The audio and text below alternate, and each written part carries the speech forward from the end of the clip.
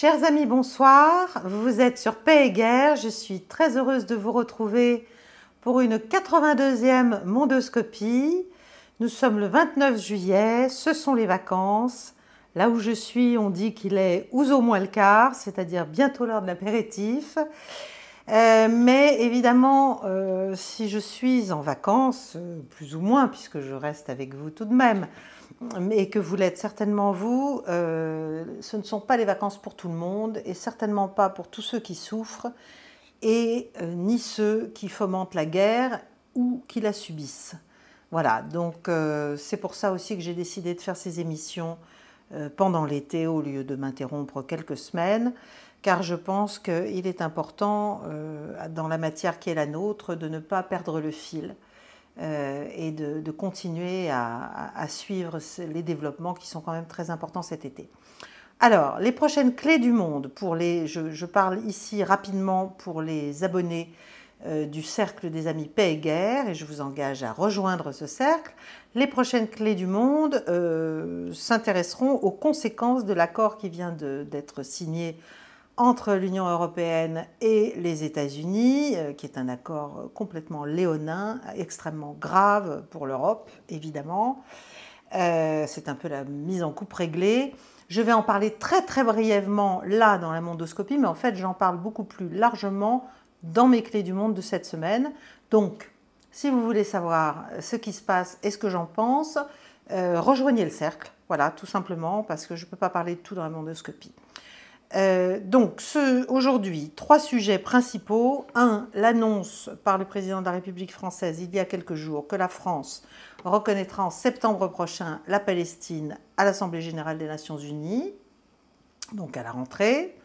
2. Donc je vais évoquer très vite les accords entre Trump et l'Union européenne.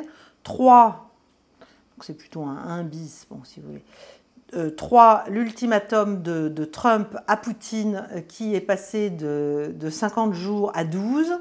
Pourquoi? Comment? Dans quel contexte? En tout cas, là, les États-Unis nagent en plein délire, sur la forme comme sur le fond, mais enfin, on peut continuer à croire aux faits, n'est-ce pas? Et puis 4, l'échec manifeste en Ukraine, de plus en plus manifeste pour l'OTAN, et donc la décision qui est quand même prise, parce qu'à force de faire des bruits de bottes rhétoriques, si vous voulez, ça finit par prendre un peu de consistance, et on a l'impression d'une menace directe, enfin d'une menace directe de l'OTAN vis-à-vis de la Russie à travers les projets de prendre, pourquoi pas, l'exclave de Kaliningrad. Bref, on est en pleine fabrication de l'ennemi là aussi, mais je vais vous en parler. Donc, voilà les sujets d'aujourd'hui. Likez, partagez cette vidéo, rejoignez le cercle, soutenez-nous, faites connaître la chaîne, voilà, autour de vous. Alors, j'ai déjà parlé plusieurs fois depuis de longs mois de ce qui se passe à Gaza. J'ai essayé de dire mon horreur, de dire mon dégoût, de dire mon incompréhension, surtout parce que au-delà même des considérations humaines ou de l'inhumanité de certains comportements, il y a en plus une inefficacité militaire et stratégique pour Israël, voire une façon complètement contre-productive d'agir à Gaza. Et donc, j'en ai déjà parlé à plusieurs reprises en expliquant et en exprimant mon indignation. Donc, vous savez mon opinion. Voilà. Et vous savez aussi mon opinion, alors là, depuis encore plus longtemps, si j'ose dire, sur l'absence totale de cohérence et de consistance de notre politique étrangère, à nous, Français. Et donc, justement, une fois n'est pas coutume, et je ne vais pas bouder mon plaisir, je trouve que pour une fois, le président de la République, et derrière lui bien sûr les ministres, ont été capables de braver l'omerta, les tabous, les pressions énormes, gigantesques, pour se conformer à ce qu'il convient, n'est-ce pas, de penser de ce que fait Israël à Gaza depuis bientôt 2 ans. Bref, et les pressions américaines, bien sûr, les pressions du camp occidental et de sa tête, évidemment. Et donc, je dis aujourd'hui que je suis tout à fait d'accord avec la déclaration qu'a faite le président français, quelles que soient ses motivations, parce qu'évidemment, ces motivations ne sont pas forcément des motivations strictement humanitaires, humaines, de compassion, de dignité, je n'en sais rien. Je ne connais pas les motivations de cette décision, ni qui la lui a fait prendre, mais il l'a prise. Donc que ce soit de l'électoralisme, de l'opportunisme, que ce soit pour casser, j'allais dire, le monopole qu'a pris LFI en France sur l'échiquier politique face à cette question, ou que ce soit la décision récente et les déclarations récentes des responsables israéliens qui ont dit qu'ils allaient prendre toute la Cisjordanie, ce qui condamnerait définitivement, évidemment, la solution à deux États, toute possibilité d'un État palestinien, puisque c'est quand même là qu'il doit se situer, que ce soit tel ou tel fait qui ait poussé Emmanuel Macron à annoncer cela, je trouve que c'est un geste important, et c'est un geste qui, s'il est bien sûr suivi des faits et largement expliqué comme il doit l'être, et suivi par nos diplomates, qu'on sache lui donner du relief, ça peut nous redonner un semblant de dignité et même de poids sur la scène internationale, parce qu'il ne faut pas oublier que si les États-Unis, Israël et quelques autres pays vassaux font comme s'il ne se passait rien à Gaza depuis 1 an et demi, n'est-ce pas? Et comme si Israël avait le droit, au prétexte de se défendre, de faire ce qu'il fait à Gaza, les 2/3 de la planète sont quand même vent debout, et même les peuples occidentaux, une partie des populations occidentales commencent à, certains depuis longtemps et d'autres depuis moins de temps, mais enfin, il y a de grandes vagues et de lourdes vagues d'indignation jusqu'en Occident sur ce qui se passe à Gaza et le comportement d'Israël. Je ne parle même pas, bien sûr, de l'intelligentsia, non seulement en Israël, mais bien sûr juive internationale, qui a été tout à fait, est très vocale, de plus en plus vocale, même en France, et puis je ne parle pas des diplomates, des anciens militaires, des anciens hommes politiques de premier plan israéliens qui dénoncent ce qui se passe de plus en plus à Gaza.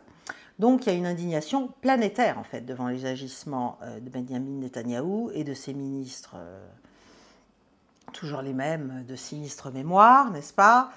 Parce qu'en fait, de plus en plus, on se dit qu'il y a une complicité par omission, en fait, y compris pour nos États. C'est-à-dire, tant qu'on ne dit rien et qu'on laisse se dérouler sous nos yeux ce qui se déroule à Gaza, eh bien, on devient de fait complice. Donc, bravo à ce geste d'Emmanuel Macron, voilà, qu'il faut maintenant suivre, et sur lequel il faut capitaliser en termes diplomatiques et stratégiques et d'influence, même si ça ne plaît pas aux États-Unis, évidemment, même si ça ne plaît pas à Israël. Il y a eu des dénonciations. Trump a expliqué que de toute façon, ça n'avait aucune importance parce que ce que pouvait faire Emmanuel Macron n'avait pas de poids. Oui, en l'espèce, ça en a, là, pour une fois. Et ça en a d'autant plus qu'il y a eu une conférence qui se tient, là, se termine ce soir, je pense, à l'initiative de la France et de l'Arabie Saoudite, qui était déjà prévue en mars, mais qui avait été remise, qui s'est faite à New York au siège des Nations Unies, avec 125 pays présents, avec des déclarations importantes, notamment du secrétaire général des Nations Unies, mais aussi du représentant saoudien, du représentant français, du représentant de l'autorité palestinienne. Donc voilà, il y a maintenant un mouvement pour parvenir à installer dans les faits cet État de Palestine et à faire un certain nombre de gestes qui rendent impossible et qui permettent d'arrêter le massacre qui est en train de se produire à Gaza. On a vu récemment des images, vous les avez peut-être vues, de populations littéralement affamées qui s'approchent de points de distribution d'aide et qui se font tirer dessus comme des lapins. Voilà, on est on est au-delà de tout.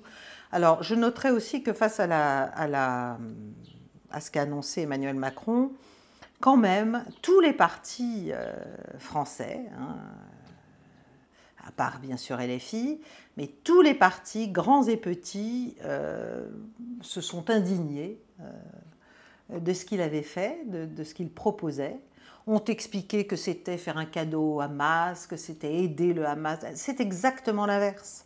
C'est exactement l'inverse. Et d'ailleurs, notre ministre des Affaires étrangères l'a dit, l'a bien expliqué.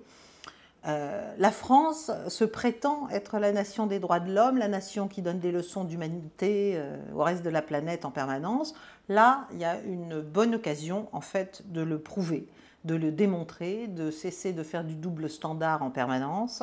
Il y a une évidence de l'horreur qui est totalement injustifiable. Voilà. Donc il faut briser le front occidental qui ferme les yeux sur l'enfer vécu par les Palestiniens depuis bien trop longtemps. Et il faut prendre des décisions, j'allais dire, qui aient des effets de cliquet en fait, sur la réalité diplomatique. Et qui permettent d'installer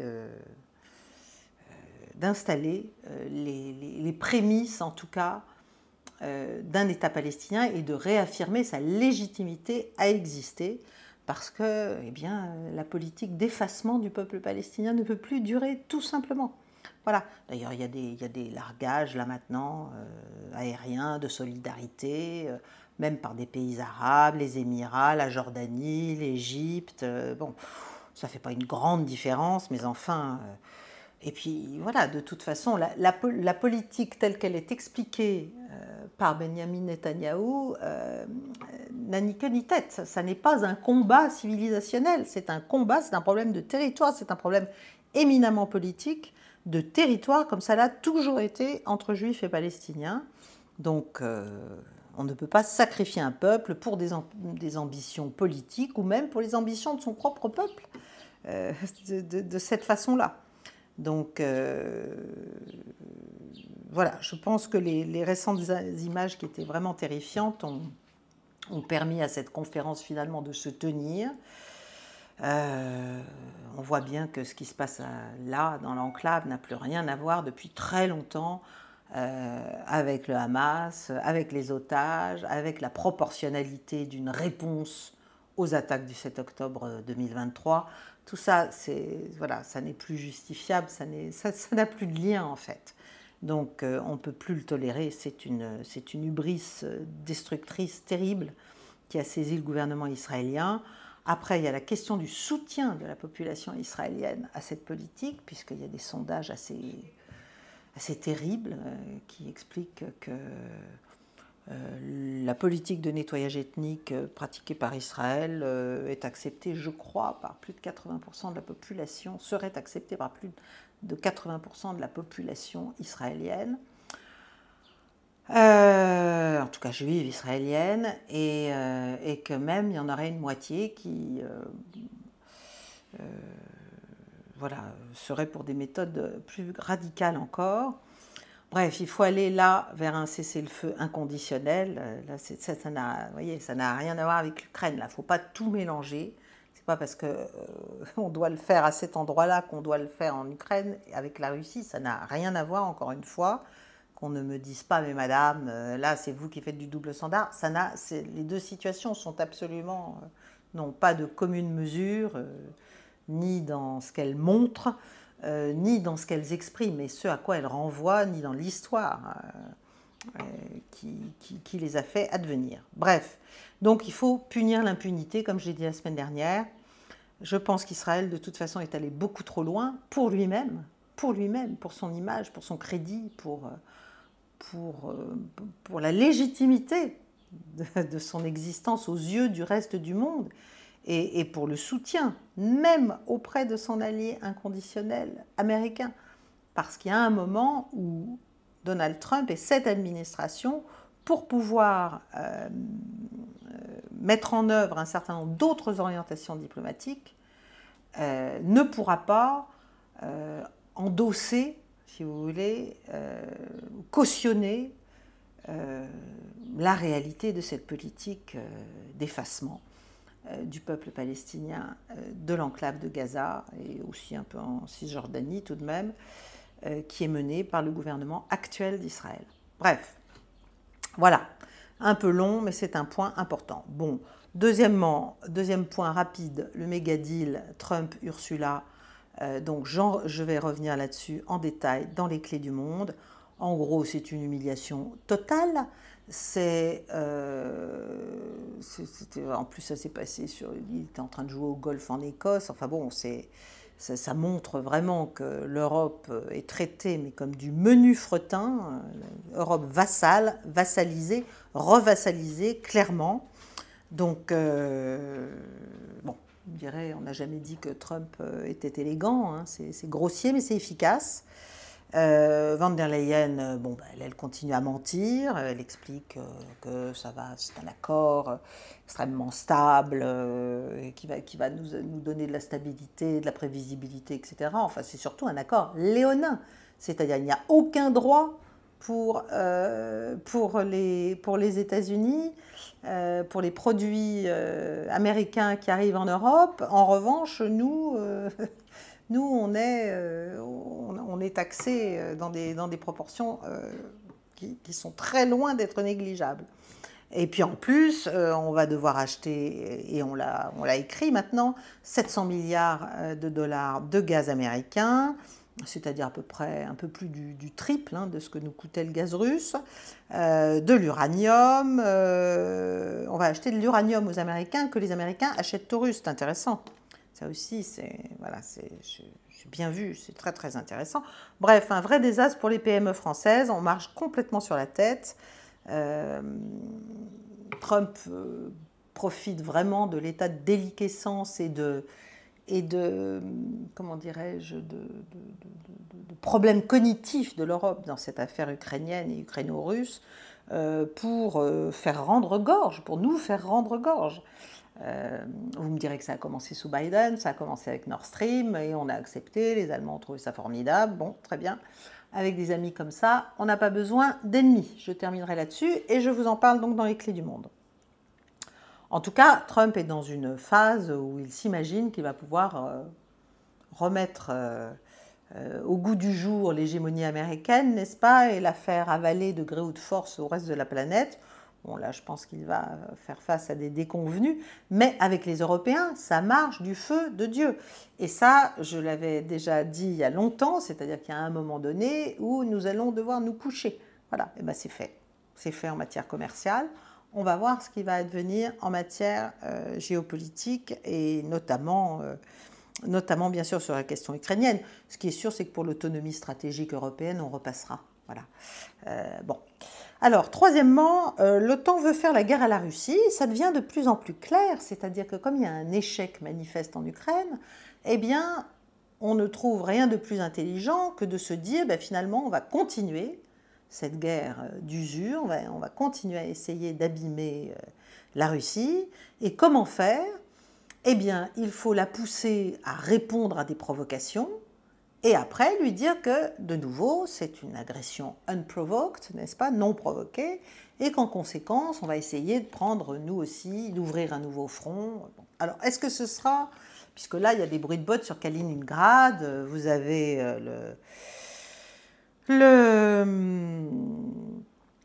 enfin, depuis 8-10 jours, mais ça fait des mois que ça dure, hein, mais depuis 8-10 jours, il y a une rhétorique de l'OTAN de plus en plus forte sur le thème « La Russie prépare une guerre contre l'Europe » et ce sera en 2027, n'est-ce pas? Alors, pourquoi en 2027? Parce que ça laisse le temps de préparer, à mon avis, à l'OTAN ce qu'elle veut faire, elle. Donc, cette guerre contre l'Europe que nous ferait la Russie, ce serait pour 2027.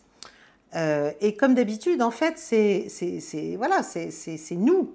Ça signale plutôt nos intentions que celles de la Russie. Enfin bon, à ma connaissance et à la connaissance de tous, d'ailleurs, je ne pense pas que la Russie ait des plans pour envahir des pays européens.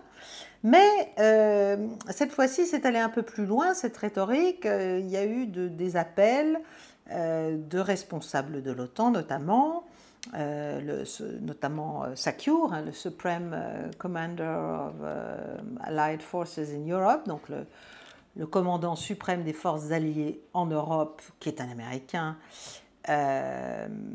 Aleksius Grynkevich, et qui a dit très ouvertement qu'en fait, la Russie et la Chine se prépareraient à attaquer ensemble et concomitamment, si vous voulez, l'Occident. Alors, la Chine en attaquant Taïwan, et au même moment, la Russie s'attaquerait à l'Europe. Est-ce que ce serait les pays baltes, la Pologne? Voilà, ce serait l'idée russe. Voilà, parce qu'il y a une telle hostilité, n'est-ce pas, de la part de ces deux pays. Bon, donc, pourquoi 2027 Pourquoi 2027 Eh bien, parce que 2027, c'est aussi le moment où on se dit que l'Ukraine, malgré tout ce qu'on essaie encore de lui donner, tout ce qu'on essaie de faire, est-ce qu'elle va tenir encore très longtemps? Ce n'est pas certain. Il est bien possible qu'en 2027, ce soit vraiment le collapse complet, la fin de l'Ukraine, si vous voulez. Et à partir de ce moment-là, il faut un nouveau niveau, une nouvelle étape, si vous voulez, dans le conflit qu'il s'agit d'anticiper, du point de vue de l'OTAN, pour continuer à tenir notre programme de déstabilisation de la Russie.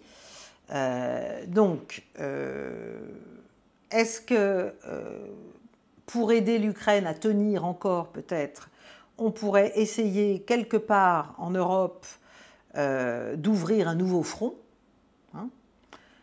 donc pour divertir les forces russes, pour les forcer à s'éclater, pour empêcher peut-être l'armée russe de prendre Kiev, ou peut-être même de prendre toute l'Ukraine, parce qu'on va finir par y arriver, si vous voulez. Comme je dis, la prophétie autoréalisatrice, au bout d'un moment, ça se réalise, quoi. Bon. Donc, est-ce que ce sera Kaliningrad ? Là, je pense que quand même l'OTAN doit réfléchir, parce que Kaliningrad, c'est une exclave donc russe. Là, si l'OTAN attaque directement la Russie pour lui prendre cette petite exclave, enfin, puisqu'elle est hors du territoire de Russie, là, il n'est pas impossible que la Russie se dise qu'en toute logique, selon sa doctrine nucléaire, elle doit répondre. Elle doit répondre. Voilà. Et elle peut répondre. Elle a la légitimité pour répondre nucléairement à ce type d'agression occidentale. Donc, il faut quand même qu'on réfléchisse. Voilà, alors Kaliningrad, bon, c'est vrai que les gens de l'OTAN en parlent. Mais ce qui est clair derrière tout ça, que ce soit Kaliningrad ou que les provocations viennent, je ne sais pas moi, de Biélorussie, avec une nouvelle tentative de coup d'État, pour essayer de mettre en place la fameuse Titanovskaya, là, qui envoie des mails. Moi, ça fait des années que je reçois des mails, il faut écouter. Elle fait sa pub, et on fait sa pub depuis des années déjà, dans les cercles occidentaux pour essayer de la rendre populaire, de la faire émerger comme une possible alternative à Loukachenko. Donc, est-ce que ce sera par là? Est-ce que ce sera en Moldavie? Via la Roumanie, jusqu'à la Transnistrie? Est-ce que ce sera en Géorgie? Est-ce que ce sera en Arménie? Vous voyez, je vous ai expliqué dans récentes mondoscopies et certaines clés du monde combien l'Asie centrale, combien le Caucase Sud, combien un certain nombre de régions étaient des points d'appui pour nos actions de déstabilisation vis-à-vis de la Russie actuellement et dans le futur. Donc je ne sais pas si ça sera Kaliningrad. Kaliningrad, ce serait une provocation ultime, évidemment, parce que ce serait direct, ce serait une attaque directe vis-à-vis de la Russie. Mais justement, c'est ça le sujet. C'est qu'en fait, ainsi que l'avait d'ailleurs dit l'ancien secrétaire général de l'OTAN, il n'y a plus de zone grise. C'est-à-dire, il n'y a plus l'idée de neutralité. D'ailleurs, on a fait rentrer la Suède et la Finlande bien correctement dans l'Alliance. L'idée, c'est qu'il ne doit plus y avoir de zone tampon entre la Russie et les pays de l'OTAN. Et rien que ça, c'est une démonstration par A plus B que c'est nous qui sommes dans une attitude extrêmement hostile vis-à-vis de la Russie. Nous ne jugeons plus utile d'avoir des zones tampons. Voilà. Au nom de la prétendue liberté de ces États de choisir leurs alliances, bon, ça fait quand même doucement rire. Quand on sait comment ça se passe concrètement, voilà, on est capable de tout. En fait, on est capable de tout. Alors, on verra ce qu'il en est de ces menaces, on suivra l'affaire. Mais parallèlement, je veux revenir rapidement sur le fameux ultimatum. Vous savez que Trump a lancé comme si c'était lui qui devait être le grand arbitre de la paix, alors que les États-Unis sont partie prenante du conflit. Hein.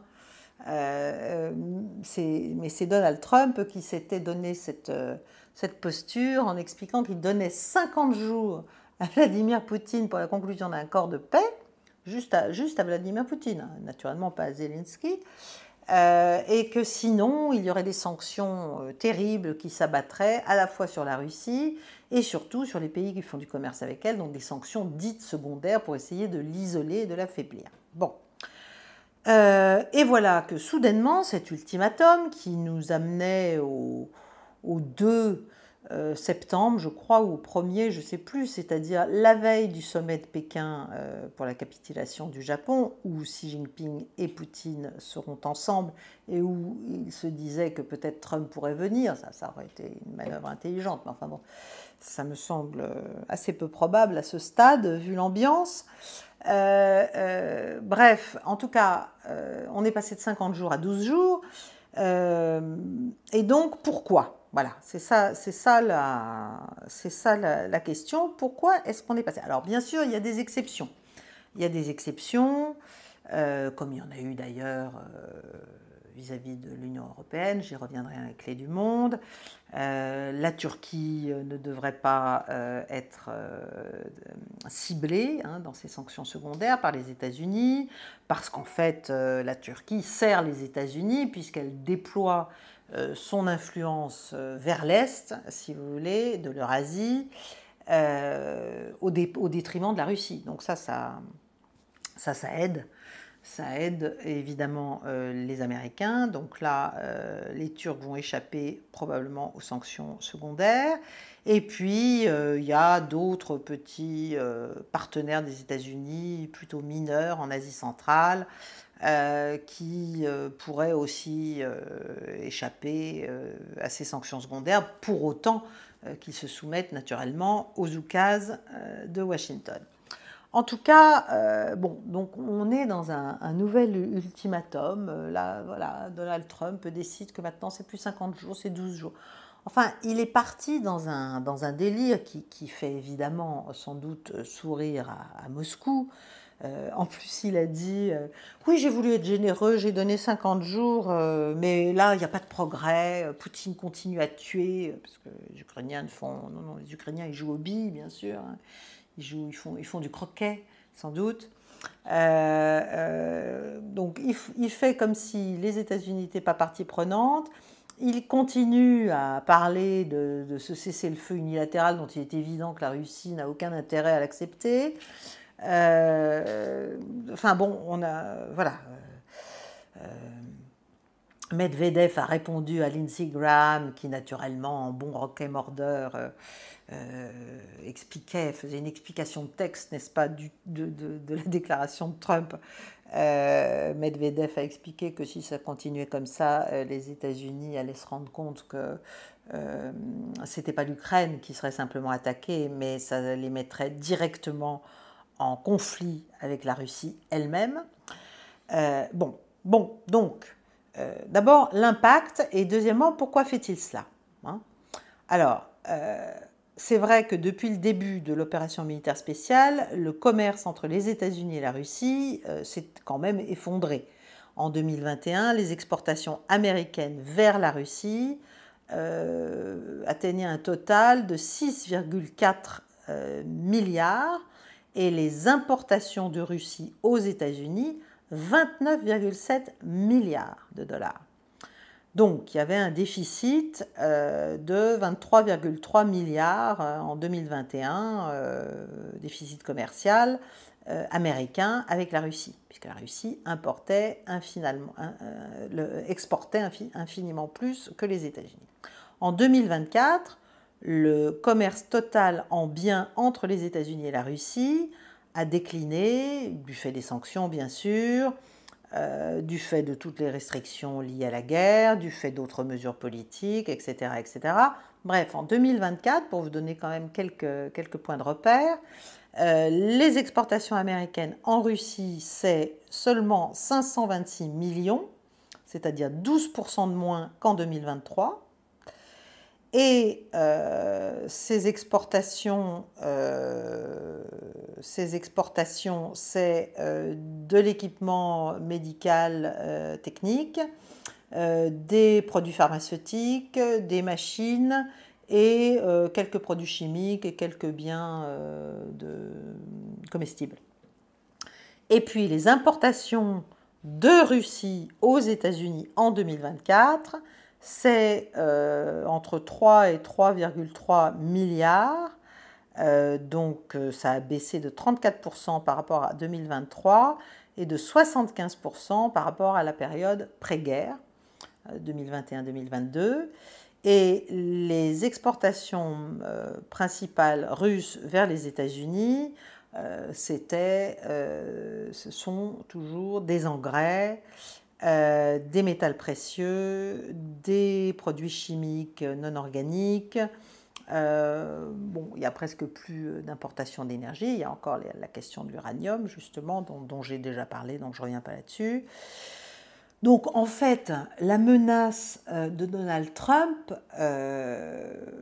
pour de nouvelles sanctions contre la Russie, en fait, ça ne mange pas de pain, si vous voulez, ça ne touche pas grand-chose. Hein, voilà, c'est pas parce que les Russes vont arrêter de vendre quelques engrais et quelques métals précieux aux Américains que leur économie va s'en trouver affectée. Donc, la question, c'est plutôt bon, alors d'abord parce que vous savez quand même que l'économie russe, c'est la quatrième, en parité de pouvoir d'achat, c'est la quatrième du monde aujourd'hui.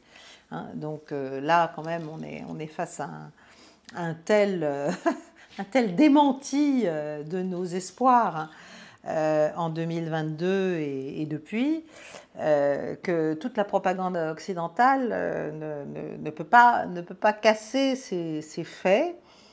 Alors c'est vrai que là, il y a une baisse de la croissance, puisqu'on n'est plus qu'à 1,4%, mais ça ignore les politiques fiscales russes, notamment celle de la Banque centrale russe en 2024 pour faire baisser l'inflation. Et là, il y a quelques jours, la Banque centrale américaine russe a annoncé une baisse de 2% des taux d'intérêt. Donc les Russes ont des difficultés, mais quand même les managent assez remarquablement. Donc en fait, Trump, que veut-il faire? S'il est sérieux, il veut surtout taper l'Inde et la Chine par ces sanctions. Voilà. Pour l'instant, ça ne produit pas grand-chose. La Chine, en particulier, a quand même des cartes extrêmement fortes dans son jeu, notamment les minéraux, les terres rares, dont le complexe militaro-industriel américain a le plus cruel besoin. Donc là, je pense que Trump fait un peu n'importe quoi, si vous voulez. Donc, est-ce que ça touche la rapide détérioration de la situation militaire en Ukraine? Peut-être, parce que c'est vrai que la Russie avance très vite, je vous l'ai déjà aussi expliqué, de plus en plus vite, que même les médias ukrainiens s'en affolent, bon, mais c'est pas parce que c'est 50 jours ou 12 jours que ça va changer grand-chose, si vous voulez. Donc, pour l'instant, Trump n'a aucun levier sur la Russie qui lui permettent de faire accepter à Moscou un cessez-le-feu unilatéral, comme le veulent les États-Unis et l'Europe. Donc la Russie va continuer son offensive, va prendre de plus en plus de territoires, que ce soit au nord de Zaporijia, que ce soit à Soumy, que ce soit à Kharkiv, que ce soit à Dniepropetrovsk. Bon, tout ça avance quand même assez sérieusement. Et ce n'est pas les pressions de Washington ou de l'Europe qui vont changer cette réalité. Donc la question, c'est comment faire, à mon avis, du point de vue américain, c'est qu'ils s'imaginent pouvoir, en imposant des droits de douane, donc des sanctions secondaires très lourdes sur la Chine et l'Inde, ils s'imaginent que, comme ce sont les partenaires commerciaux principaux de la Russie, au sein des BRICS en plus, même si malgré tout, la Chine et l'Inde font plus de commerce, il faut quand même le savoir, avec les États-Unis qu'avec la Russie. Donc il se dit, bon, voilà, ces deux pays vont peut-être comprendre qu'ils ont plus intérêt à rester du côté de leur partenaire commercial principal, c'est-à-dire nous, les États-Unis, que simplement de s'aligner stratégiquement, géopolitiquement, avec des conséquences commerciales sur la Russie, de continuer à s'aligner. Donc, bon, d'abord, s'il impose ces tarifs, ça va faire augmenter les prix pour les Américains, hein, des produits chinois et des produits indiens. Donc, est-ce que c'est une bonne idée pour l'économie américaine? Je ne sais pas. Ce qui est certain, c'est qu'il s'imagine probablement, enfin, il calcule que la Chine et l'Inde pourraient baisser leurs importations énergétiques de Russie, que ce soit volontairement ou que ce soit sous la pression des tarifs, et que tout ça, ça pourrait faire en sorte que Poutine, finalement, en vienne à faire des concessions.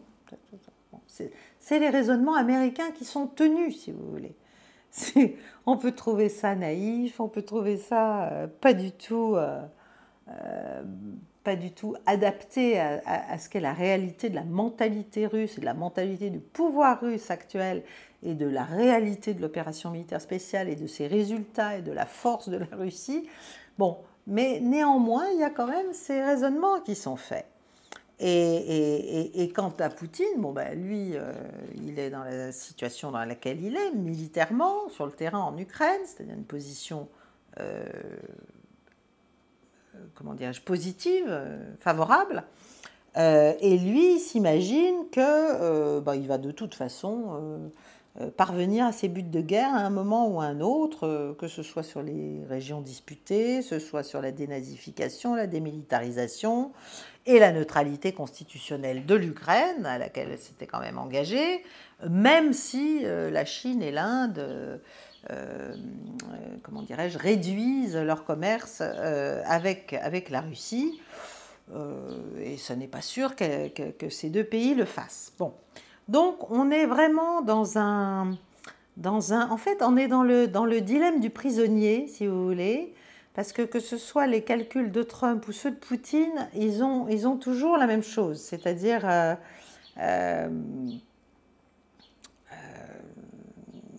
voilà, ils ont tous les deux en fait ce même type. Alors, qu'est-ce que c'est que le dilemme du prisonnier ? Qu'est-ce que c'est que le dilemme du prisonnier? Bon, ça appartient à la théorie des jeux, hein, qui est une théorie qui s'applique à beaucoup de choses, en économie, en politique. Bon, moi j'ai étudié ça il y a très longtemps. Et l'un le dilemme du prisonnier, ça a été énoncé en 1950 par un professeur de Princeton. Et ça caractérise une situation dans laquelle les deux joueurs auraient intérêt à coopérer, mais comme ils ne communiquent pas et qu'ils ne coopèrent pas, chacun choisit de trahir l'autre, si le jeu n'est joué qu'une fois, et si l'un coopère et que l'autre trahit, le coopératif est fortement pénalisé. Si les deux joueurs trahissent, leur résultat est moins favorable que s'ils coopéraient. Mais comme ils ne se parlent pas, ils font des choix antagonistes en fait, et chacun se dit qu'il a intérêt à le faire, alors qu'en fait, ils devraient se réunir pour être plus forts ensemble. Bon, j'espère que c'est clair. Ce qui est sûr, c'est que les menaces de Donald Trump en matière de tarifs et tout le reste d'ailleurs de sa politique vis-à-vis de l'Ukraine, en ce moment, ont tous pour objectif d'obtenir des concessions de la part de la Chine et de l'Inde en matière économique et politique, et d'obtenir des concessions géopolitiques et sécuritaires de la Russie. Poutine croit que la Chine et l'Inde sont beaucoup plus préoccupés par les conséquences que pourrait avoir pour l'une ou pour l'autre le fait de se soumettre aux sanctions américaines. Parce qu'évidemment, celui qui ne s'y soumettra pas deviendra le partenaire privilégié de la Russie. Et ça n'est pas bon pour la relation, pour la relation tripartite, et deux, pour la relation, pour la rivalité Inde-Chine. Donc, il est assez confiant, on va dire, et puis il sait de toute façon qu'il obtiendra, qu'il va aller au bout de ses objectifs. Donc, qui a raison, qui a tort, on va le savoir, mais tout ça, malheureusement, nous en sommes là parce que, eh bien, nous sommes soumis, n'est-ce pas, à cette espèce de propagande incessante de Lindsey Graham et des autres aux États-Unis, qui explique que les pourparlers russo-ukrainiens sont dans l'impasse et que donc il faut repasser à une politique de force, de contrainte, de pression. Bon, mais évidemment qu'ils sont dans l'impasse, puisque ça ne peut pas, tant que ça ne traite pas les vrais sujets, encore une fois, on ne peut pas sortir de l'impasse. Il ne peut pas y avoir de véritables négociations et il ne peut pas y avoir d'accord. Donc, si vous voulez, là encore, c'est toujours la même chose, c'est la prophétie autoréalisatrice. Vous proposez les termes d'un accord qui sont intenables pour l'une des parties, et pour la plus forte en plus, et puis après vous dites « Ah ben non, mais elle n'en veut pas, alors non, mais ça ne va pas du tout, donc on peut continuer la guerre puisqu'elle n'en veut pas, elle est de mauvaise volonté. » Voilà où nous en sommes. Bien, donc après, on peut aussi se dire que malgré tout, il faut aussi savoir qu'aux États-Unis en ce moment, et je terminerai là-dessus, il y a quand même l'affaire Epstein, que Mike Johnson à la Chambre a mis le speaker de la Chambre a mis la Chambre des représentants en vacances prématurées pour 6 semaines pour protéger Trump contre toute résolution ou tentative de mise en examen ou d'audition sur l'affaire Epstein, et que donc si Trump raccourcit le délai en se disant que de toute façon Vladimir Poutine ne va pas céder à son ultimatum, eh bien de fait la Chambre est en vacances, n'est-ce pas? Donc ce n'est pas des sanctions à la Lindsey Graham ou un nouveau paquet d'aide militaire à l'Ukraine qui pourront être votées pendant cette période-là en tout cas. Donc il va y avoir des vacances parlementaires, même si Trump explique que non, que c'est pas bien, etc. Tout ça, ça me semble être quand même du show. Les membres du Congrès seront en congé à partir du 1er août jusqu'au début septembre, après le Labor Day, le 1er septembre. Et en fait, on arrive là à l'échéance des 50 jours. Et c'est le 80e anniversaire de la victoire américaine contre le Japon.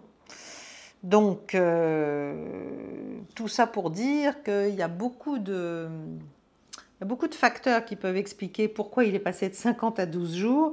Ce qui est sûr, c'est qu'il est dans une phase narcissique et hubristique folle, parce qu'il a eu des lois qui sont passées finalement assez simplement, parce que là, il explique que c'est lui qui a mis fin au conflit entre la Thaïlande et le Cambodge, parce qu'il vient de faire cet accord avec l'Union européenne et que c'est un accord évidemment extrêmement favorable pour les États-Unis, parce qu'il en a passé aussi des accords avec le Japon, avec le Vietnam, et parce que finalement, il se dit que 50 jours, c'est laisser beaucoup de temps à Vladimir Poutine, peut-être, à moins que ce soit entendu pour que Vladimir Poutine avance pendant 50 jours et qu'après on parle sérieusement enfin.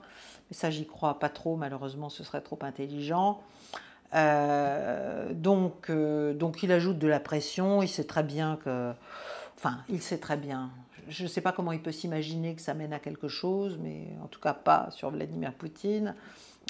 Donc, encore une fois, tant que les causes profondes de ce conflit n'auront pas été traitées et que les exigences russes sur la neutralité de l'Ukraine ne seront pas sérieusement discutées et admises, à vrai dire, par les États-Unis, eh bien, nous continuerons cette guerre imbécile, dispendieuse, inutile, extrêmement dommageable à la puissance potentielle possible de l'Union européenne à l'échelle de l'Eurasie. Mais bon, c'est manifestement le niveau de compréhension des dirigeants européens actuels. Et nous sommes dans leurs pattes. Voilà, nous sommes dans leurs pattes. Donc, que faire? Que faire? Voilà, moi je suis assez assez déçue évidemment de tout ça parce que on se rend compte que ça n'est jamais ni l'intelligence et rarement l'humanité évidemment qui l'emporte, très très rarement, même jamais non plus. Enfin là peut-être qu'on a un contre-exemple avec la déclaration française sur la Palestine, mais bon, tout reste à voir. Ce qui est sûr en tout cas, je termine là sur ça, c'est que Volodymyr Zelensky est en mauvaise posture, qu'il est allé une fois de plus beaucoup trop loin, il a essayé de prendre sous contrôle les 2 agences officiellement anticorruption qui ont été mises en place, surtout sur pression européenne, pour essayer de voir ou de faire semblant de chercher où pouvait bien passer plus d'un tiers, en gros, de l'aide militaire et même d'ensemble offerte à l'Ukraine par l'Europe depuis 3 ans. Donc là, il a été repris en main clairement, non pas par une tentative de régime change, mais par des protestations qui sont sans doute pas du tout spontanées ou très peu spontanées, très à la marge, mais qui ne visent pas non plus son renversement. Je pense qu'on a encore besoin de lui aux États-Unis. En tout cas, certains courants ont encore besoin de lui aux États-Unis. Peut-être qu'on est en train de mettre sur orbite son successeur, mais il faut encore que ce soit un successeur si on voulait arriver à quelque chose avec la Russie qui soit acceptable. Or, celui dont on parle, de Zaloujny, l'ancien Sema, il est surtout connu pour être extrêmement proche des milieux ultra nationalistes ukrainiens, pour employer un euphémisme. Donc il ne sera pas accepté par Moscou. Donc si c'est Zaloujny qu'on met sur orbite, ça augure plutôt d'une dégradation de la relation entre l'OTAN et la Russie, encore une fois, et peut-être eh bien, ce que j'ai évoqué dans mon point sur les menaces de plus en plus ouvertes de l'Alliance Atlantique vis-à-vis de la Russie, menaces d'agression directe. Voilà, aujourd'hui c'est Kaliningrad, demain ce sera autre chose, peut-être. Je ne sais pas à quoi nous jouons, mais c'est un jeu extrêmement extrêmement fou, extrêmement stupide. Voilà, je vous remercie de votre attention. Je suis désolée, mais c'est très difficile d'enregistrer ici. Voilà, il y a beaucoup de gêne alentour et aussi beaucoup de chaleur. Je vous souhaite une bonne soirée. Merci de partager, de liker cette émission et de faire connaître notre chaîne et de rejoindre le cercle pour nous soutenir et pour avoir accès à des contenus exclusifs réguliers. Bonne soirée chers amis, à bientôt, à la semaine prochaine. Au revoir.